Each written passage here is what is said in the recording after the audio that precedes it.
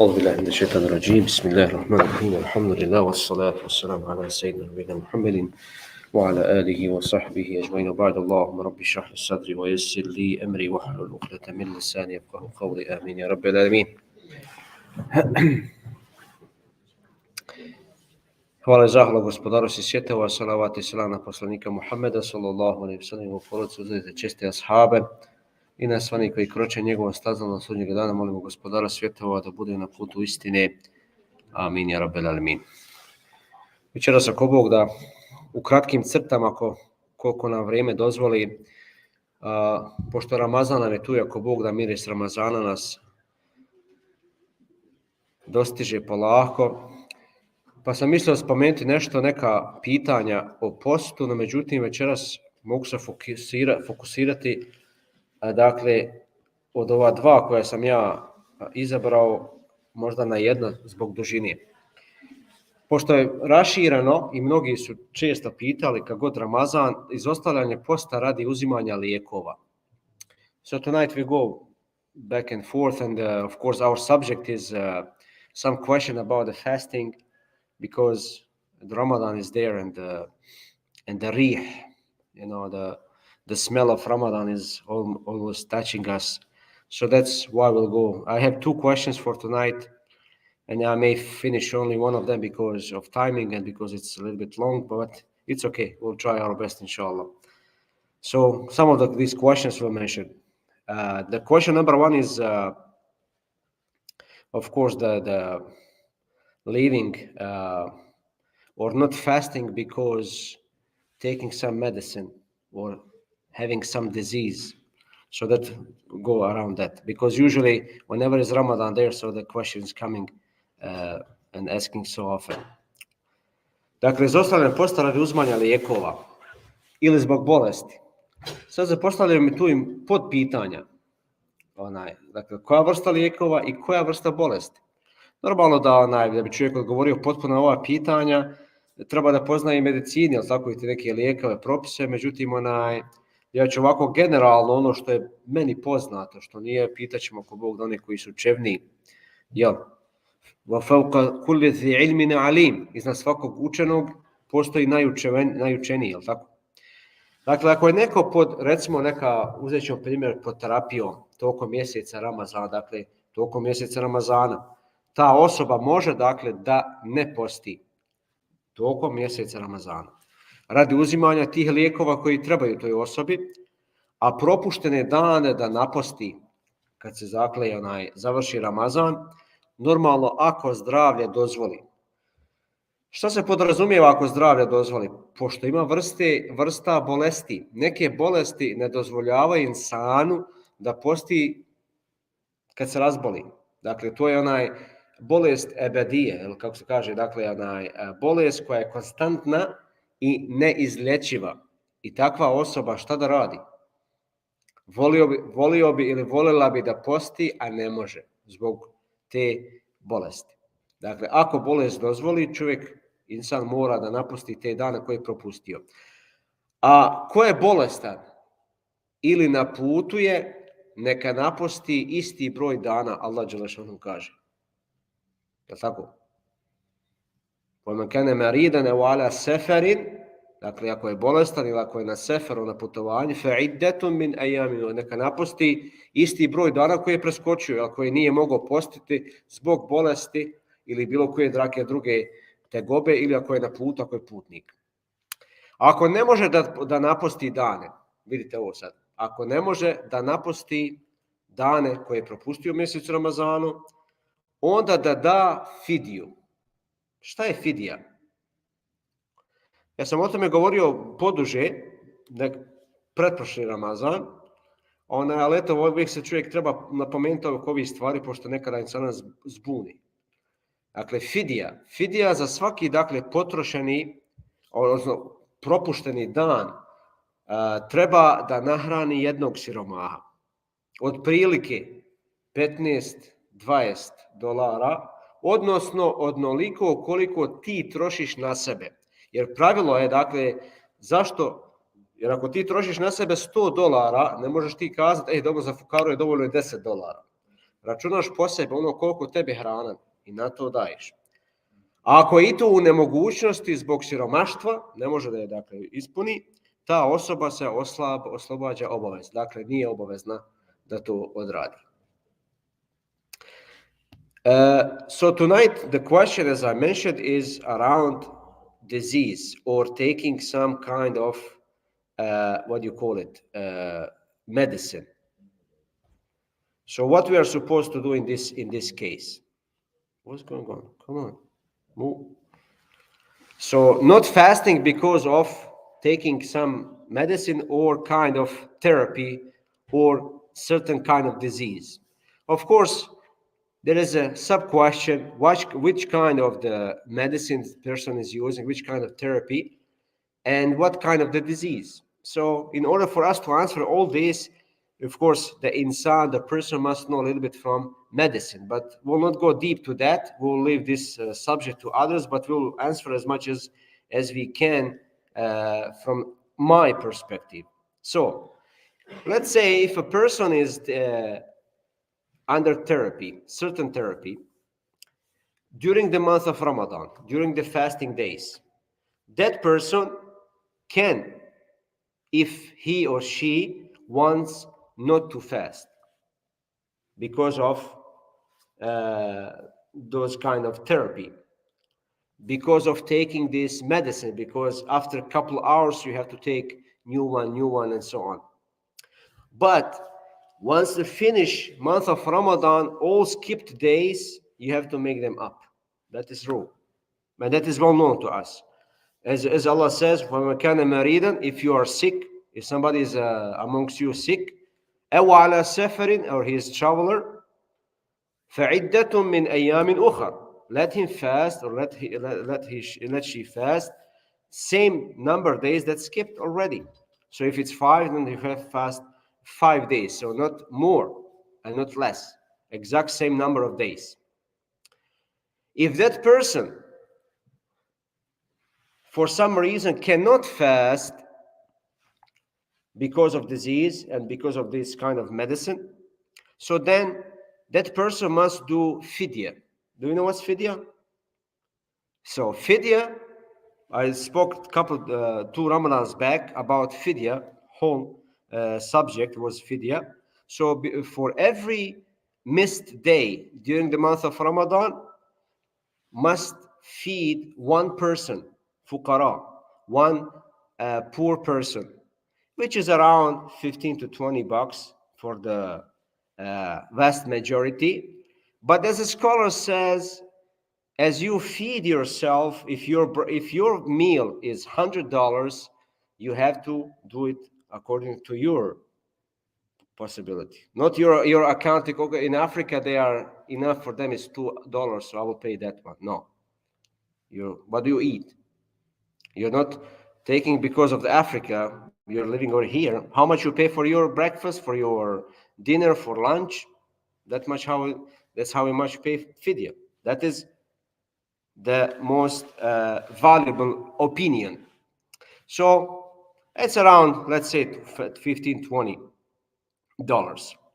If that person is not able to pay the fidya because of not having enough, because that person is poor, so then that person is not obliged to do anything. Because Allah subhanahu wa ta'ala, yukallifullah nafsan illa ma atah. Allah subhanahu wa ta'ala will not put burden over the person that he cannot take over. So Allah subhanahu wa ta'ala will forgive you. But he knows the best of the condition. Ok. Drugo potpitanje, šta je fidja i šta je fida? Koja je razlika između fidije i fida? Zna li neko od vas? Fidija je dakle iskupljenje. A šta je fida onda? Znači fidija, iskupljenje znači iskupljenje, otkup, spas, otkupnina i tako dalje. To jest obaveza ili kompenzacija koju čovjek daje zbog propusta u nekom od ibadeta. Pazite, od nekih ibadeta. U ovom slučaju kojem smo mi večeras je u stvari post. Post. Po mišljenju nekih, dakle, alima, fida, riječ fida je, dakle, sam čin iskupljenja, fida, ono što radi čovjek, a fidija je u stvari imetak koji se daje kod iskupljenja. Dakle, fida je sam čin iskupljenja, a fidija je, dakle, ono što se već daje, da li to bilo novčana ili bilo koja druga vrsta fidije, da li hrana i tako dalje. So another sub-question that we have here is, what is fidya and what is fida? Do you know what is fidya and fida? You're busy with the phone. You're on the phone, so yeah, that's how. So do you know what's fidya? Yeah. What is fidya? What is fida? Do you know? Fidya is the one you just told us. Yeah, fidya. What is fida? You don't know. Okay, so fidya and fida, there is little slice, very slight difference, So it is basically atonement, redemption, salvation, ransom, we can say it that way, because it's obligation of compensation that a person gives due to omission in some acts of worship. In this case, we're talking about fasting. So there is fasting, fidya in it. So fida, according to some of the scholars, is act itself. Fida is act itself, and fidya is the things that you give, either money or food. So that is different between those two. But usually we don't use fida. We just say fidya in general, because that is vast, well-known, the term that we use always. But of course, the scholars, they are very, precise. They're telling you the fidya and fida is not same. It is not same, even linguistically. But for us, like ordinary people, everything is fidya. So it's okay. So fidya, both of them are saying same thing. Okay. So next question. Sljedeće pitanje, ko daje fidju? So next question is, who is giving fidya? Okay? So now now we can go on the phones. You can check the email. Dakle, ko daje fidju? Post mjeseca Ramazane, dakle, normalno zahtjevan, jel tako, poduh, psihofizički ibadet. Dakle, povezana je i psiha i, dakle, normalno fizički ibadet, i Allah dželešanu ima za njega posebnu nagradu, kako je već spomenuto. I druga stvar, što Allah dželešanu iz svoje milosti, u stvari, nekim kategorijama ljudi, koji imaju opravdan razlog, podlačimo ovdje opravdan razlog sa šerijatske strane, ne zbog našeg dakle, odluke. Dakle, dozvolio je da ne poste. Oni koji se, dakle, stanje promijeni. Pošto stanje, nekada čovjek bude bolestan, fati ga 2-3 dana u Ramazanu, ne znam, ili 15 dana, ili 20 dana u Ramazanu, pa ozdravi čovjek. Dakle, bio je bolestan, pa je ozdravio insan, nastavlja post ono što je ostalo od Ramazana. Ili ako je, recimo, putnik, otputovao pa se vratio, nastavlja post, dakle, onaj je stao. Normalno, kad budu u stanju, onda ponovo napustili dane što su propustili dok su bili u tom stanju, da li u stanju bolesti ili u stanju putovanja. Dakle, tu je, dakle, imaju obavezu izdvajanja fidije.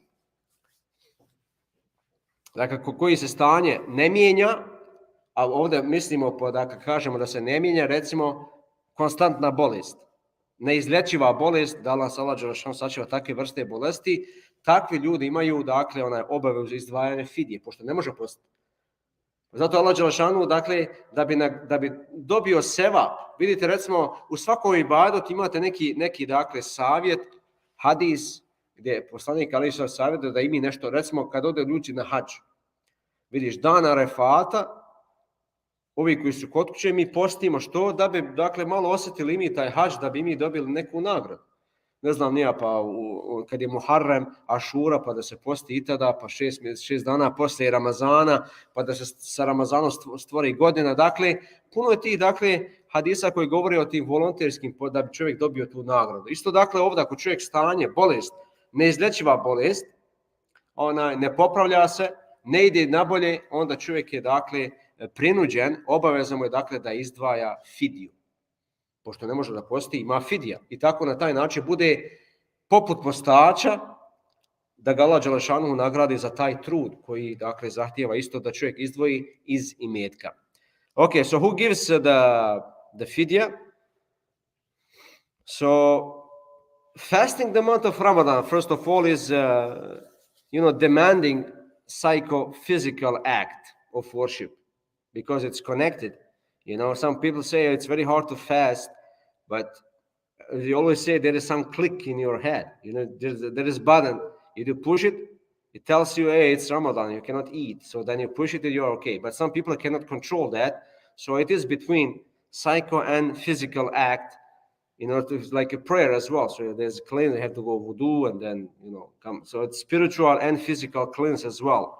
So that is act of worship for Allah subhanahu wa ta'ala. But the other thing is out of His mercy and out of His hikmah or wisdom, He subhanahu wa ta'ala allowed some categories, not everybody, some categories of people who have a valid reason. And by valid reason, we say here the shari'i, not because I say I'm sick, I cannot fast. Maybe a little bit stomach here, there. That's my reason.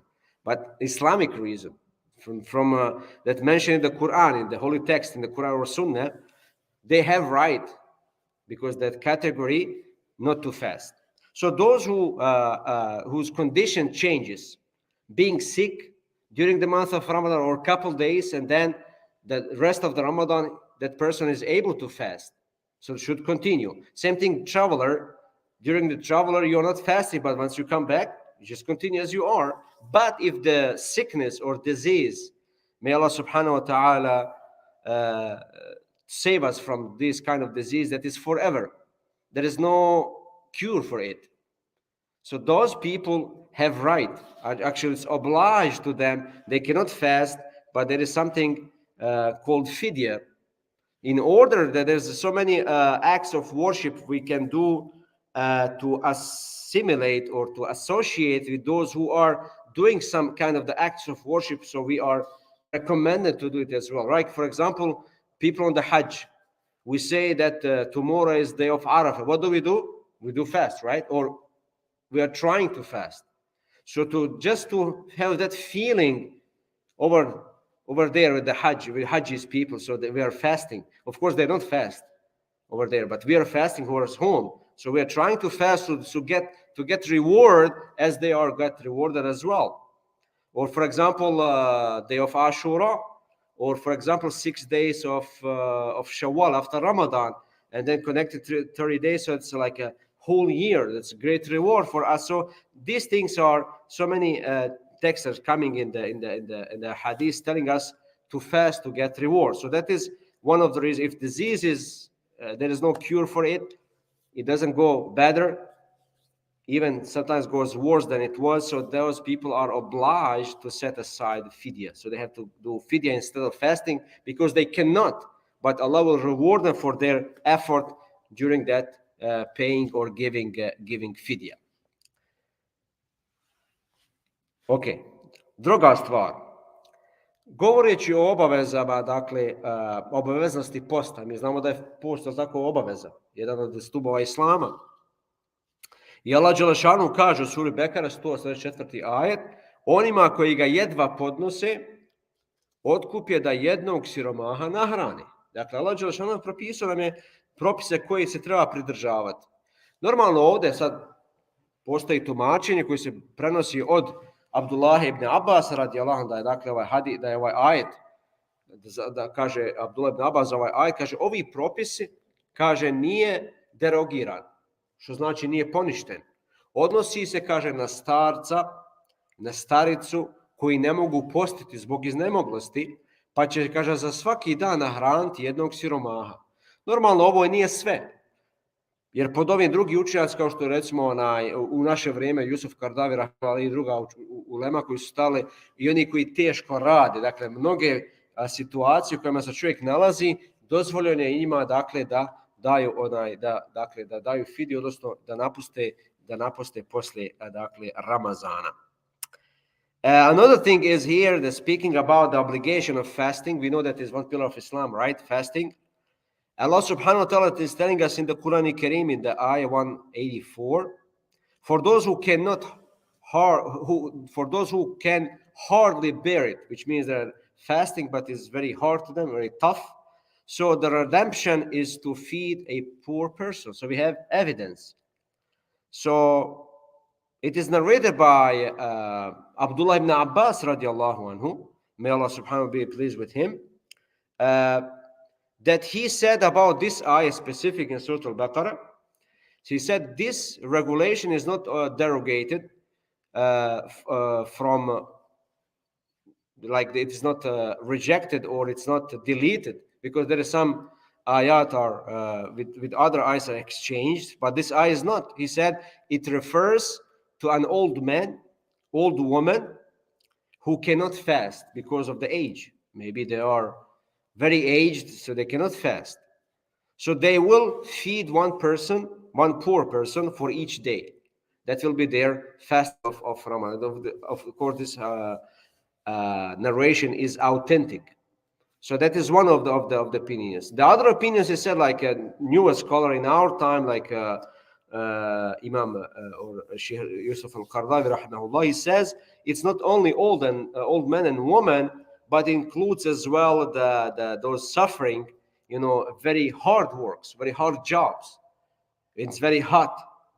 So different positions of the people where they are working, how the work is hard. So according to that, so they have right to use this excuse as well. So they are included in that. It's not only for old men and old women. Another thing. Druga stvar, da bi nekom bilo dozvoljeno korištenje alternativnog propisa, to jest alternativa fidije, umjesto da postiš, jer dok je bilo lakše možda, znaš šta, tu sam ja mogao i fidiju, da ne postim džaba, da se ne platim, ja ću dati fidiju. Dakle, onaj propis korištenja ili dozvoljeno korištenja alternativnog propisa, odnosno fidije, dakle, uvjetuje se mogućnost napaštanja do kraja života. Ako su mogućnosti da napostiš do kraja života, onda to da napostiš nemaš pravo korištenja, dakle, na fidiju. Prema tome, onaj kaže ko ne ispunjava ovaj uvjet, ako čovjek ne ispunjava taj uvjet zbog različitih situacija i okolnosti,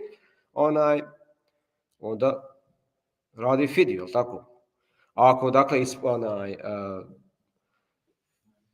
propustuješ koliko dana, toliko ćeš dana i da napostiš po normalno koliko ti bude mogućnosti. I ne možeš koristiti, dakle, onaj fidiju. Jer kaže ovdje sad na kraju, zato fidija ne mogu koristiti bolesnik za čije ozdravljenje ima nade. Recimo, bolest ufati u mjesecu Ramazanu, ali ta bolest je izlječiva i čovjek možda na nekoliko dana ili heftu dana ili pred kraj Ramazana ozdravi potpuno, jer je takva bolest ili takva vrsta bolesti koja je izlječiva. Dakle, ima nade. Putnik, recimo, koji će se vratiti sa putovanja, trudnica, neće biti trudna čitava života. Dakle, ima određeni period. Dojilja, neće dojiti čitavog života, dakle, ima određeno koliko doji.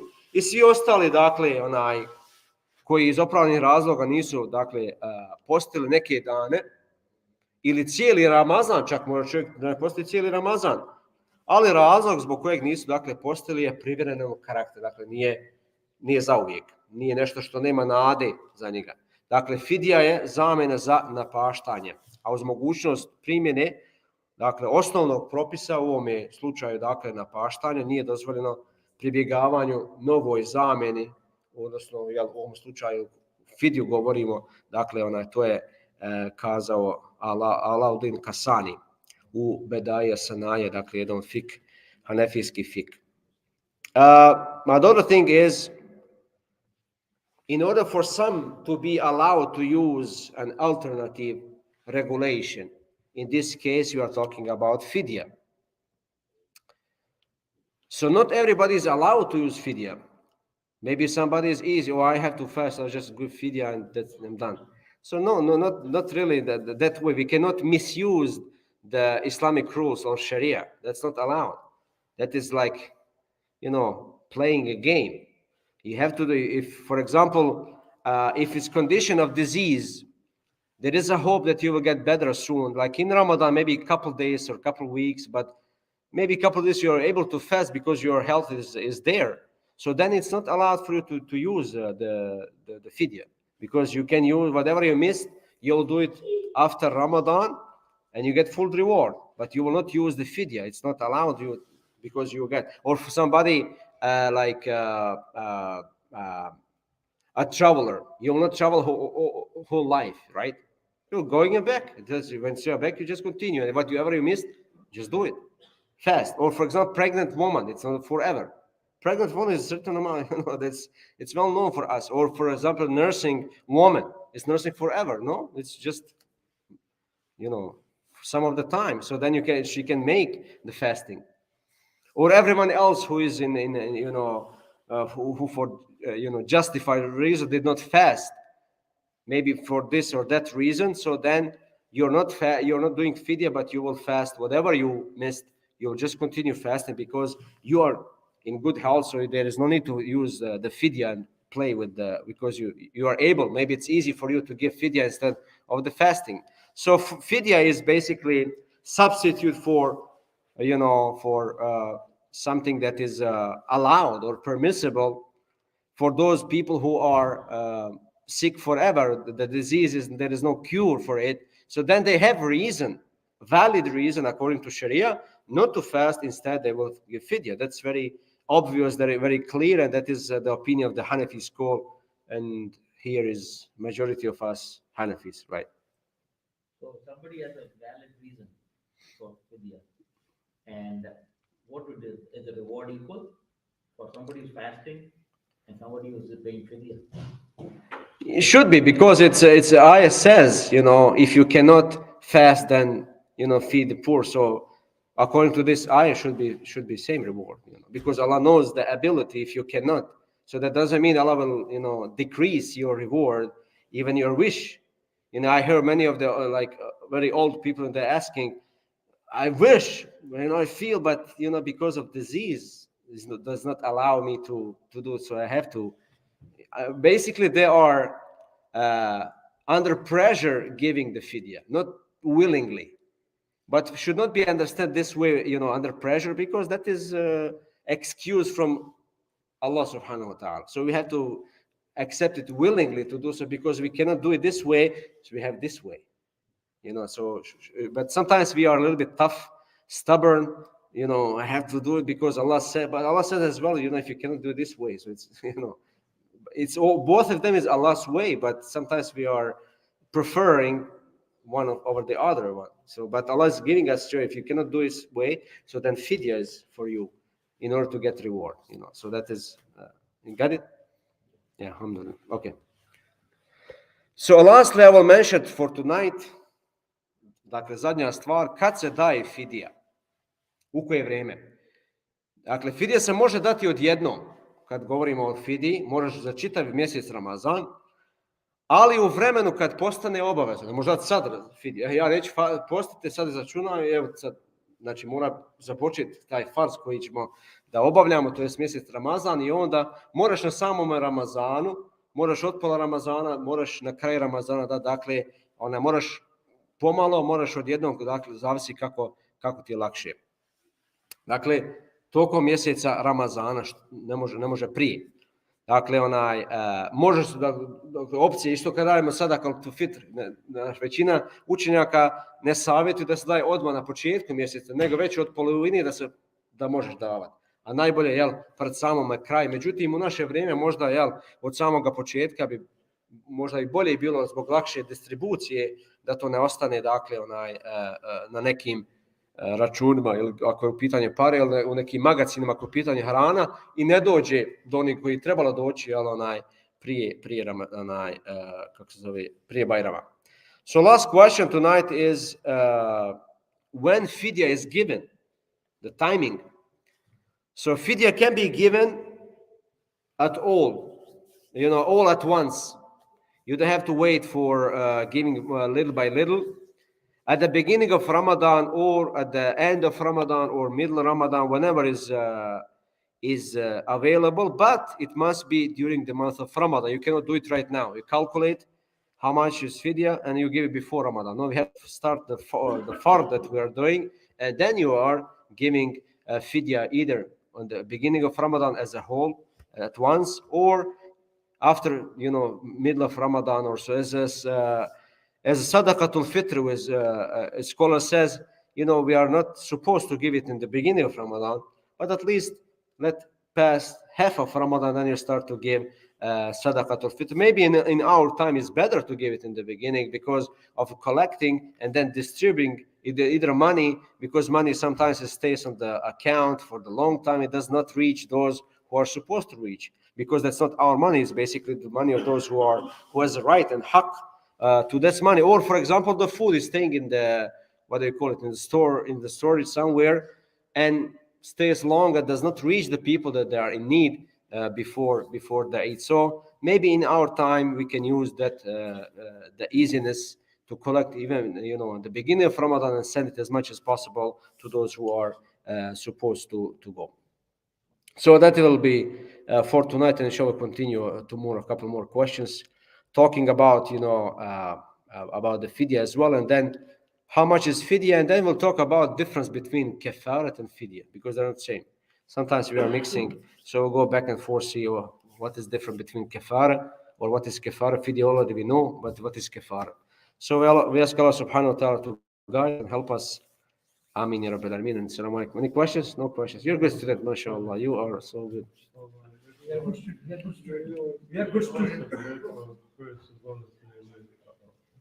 Slučaj šećeraši, da oni unaprijed mogu neko donijeti odluku da zbog šećera možda opadaju, moraju probati da postoji kako se desi. Pa vidi, zavisi ako je pošto ne vjerujem da je svaka vrsta šećera da je toliko opasna. Najbolje se posavjetiti sa doktorom. Ali u ovome slučaju vidite, kada je pitanju savjetovanje, moramo paziti da bude čovjek muslima, da zna šta je Ramazan propis, i onda da uzme mišljenje od dakle muslimanskog doktora koji poznaje i propise recimo vjere i propise medicine, da bi ga uputio na najbolje. Jer čovjek može nekada odlučiti, ja imam šećer, mislim da neće moći, a nisi ni probao. Znači, treba uzeti isto, recimo što ja znam, jedan učenjak kad je izjavio po pitanju bilo korone, on kaže treba sva ulema muslimanska da se sastane i svi medicinski doktori da se dobro ispita ovaj virus i zabrana za hadž.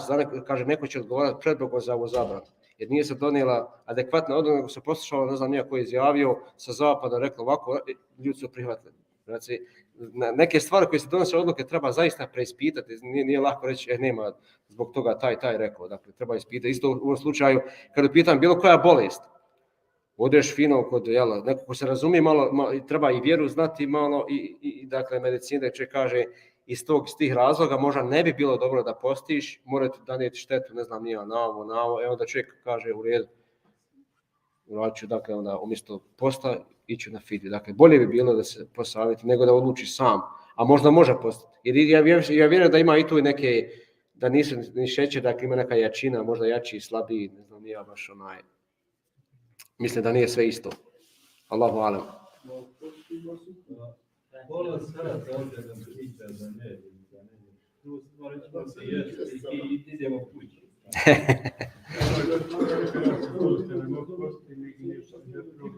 Pa trebalo bi probati, nije baš trebalo bi. Ja, bolje bi bilo. Pa ne bi trebalo svak sebe fetvu baš zato što je to, pazite, najprije to je odgovornost pred Allahom želešano, dakle nije to baš personalno. Zato bi trebalo u takvim slučajevima baš recimo da dopita ljude koji znaju recimo sa medicinske strane koje su koristi štete, a isto tako i sa vjerske strane koji su koristi štete. Šta mora čovjek donijeti? Isto recimo dojilja, evo pitan dojilja, dakle ona može svojom odlukom da kaže ja ću postiti mjesec Ramazan. Ali ako vidi da je pozlilo, da će nanijeti štetu njoj ili bebi, onda mora prestati. Ne smije se dovesti u tu situaciju da sebi nanosi štetu, jer šerijat ne nanosi štetu čovjeku, on nanosi korist. I zato ste olakšice. Dakle, ona može odlučiti po svome svojoj fizičkoj snazi i psihi može da odluči ovaj mjesec, ima neke koji i poste, dok imaš neke druge koji su možda malo slabije, ne mogu izdržati. Jer zato što dijete uzma mlijeko, doji, iscrpi insana. Can you translate? Yeah, I was asking about the Like diabetes. it's like, do you make the decision based on your disease? I can't fast, or you have to try first. Yeah. And then see if that disease is affecting you, then you stop it. Or you just make the decision just before it and say, I can't do it. And for example, like diabetes patients, do they have to try first and see if they can do it? If not, then Yeah. So that was the question, but the rule is you don't make fatwa for yourself. It's always better to ask advice from the Muslim doctor who understands a little bit of the Islamic ruling and the medical resource. So then combine, you see the benefits and harms, and then you give it a fatwa, because it's not like as it says, even not trying. You say, oh, I have disease, diabetes, for example. I don't fast. I will just give. But did you try it from beginning? The same thing like a rule for the. When was the corona, for example, one of the scholars will say we have to gather together all Muslim scholars, the religious one and the doctors in medicine, and to search about it, because fatwa not allowing for the Hajj, somebody will be responsible in front of Allah. Why they stop it? Do they have valid reason? Because if somebody says over there that is not Ameen, just because of that, but did you search for it? So he was calling ulama, both medical doctors and Islamic. So let's sit together and discuss and see and research about it, because it's not easy to say just no Hajj. So, for example, the nursing mom for kids, she can, according to her, the psych and physical strength, she can say I can fast, because there is women, they are fasting and they are feeding their child. But if she's getting the weaker and she's harming herself, then she has stopped immediately, because Sharia come to make easy for not to harm us. Sharia is always benefit for us, not harming us. So for that reason, she can in that position, because of her appearance, her body. If she is a strong woman, so that she can continue. But if not, she has stopped, and that fast after the month of Ramadan, or after finishing the breastfeeding. So there's a case, but it's always good to ask professionals in both fields in order to get correct, because it's not about us, it's not about our body, but it's about the rule. What is the best for us, as God says, because we were responsible. If you make wrong decision, then there's a consequences. If you're trying to do it, and just knowing that you have a disease, you're trying to do it, and then you come to a point that disease makes you have to break it. Yes. That worse than not keeping, knowing that you couldn't keep it, but you still try to keep it and have to. No. If that isn't very clear. If beginning, like somebody is sick, because we have all people who are pushing themselves for till end, but that's not good as well. And if you see that your body is weak, just stop it. You don't have to push it anymore. You try, and that's it. Stop right there, and then just do the fidya. Make it easy. But some people are, especially the older people, are stubborn a little bit. I have to do it, because So, but may God, Allah knows the best, and may God help us and guide us. Assalamu alaikum.